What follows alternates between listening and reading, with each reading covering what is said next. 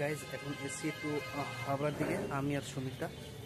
তো কেন এসছি বলতো, কারণ গতকাল রাত্রেবেলা যখন সুমিতা একটু কাজ করছিল, বাইরে যখন কাজ করছিল, এবং সুমিতার জানি না কিরকম এরকমভাবেই মানে চোখে লেগে গেলো।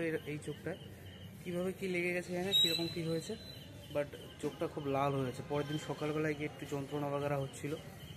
তো তাই ভাবে ওইভাবে কাজ করে যাচ্ছে, ও বুঝতে পারিনি বিষয়টা।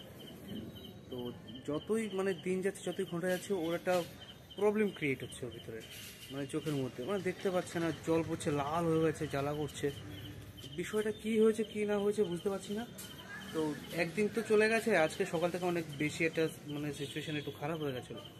ও মানে সারাদিনই শুয়ে রয়েছে, মাথা যন্ত্রণা করছে খুব, চোখে নাকি খুব আচ্ছা আচ্ছা দেখতে পাচ্ছে।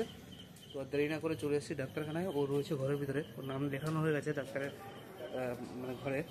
তো ঘরের ভিতরে রয়েছে। তোমার একটু চ্যানেলে অ্যাক্টিভ একটু কম আছি আমরা, খুব শীঘ্রই চ্যানেলে অ্যাক্টিভ হবো, খুব শীঘ্রই। এই হলো, চলে এসেছি আমরা ডাক্তারের কাছে একে নিয়ে। একটু দেখো, তোমরা দেখতে পাচ্ছ না বলতে পারবো না। এই দেখো, এই চোখটা খুব অবস্থা খুবই খারাপ হয়েছে। তো এটা হয়েছে গত পরশুদিন থেকে। এখন গত পরশুদিন থেকে ডাক্তার এখন আসেনি। ডাক্তার তো আসেনি, 8টার সময় আসবে বললো। চলো কই বাত নেই, ঠিক হয়ে যাবে। তো তোমরা কমেন্ট করো। কমেন্ট তো আসছেই না কোনো ভিডিওতে, না শর্ট ভিডিও আসছে, না বড় ভিডিও আসছে। ছাড়ছি, বাই।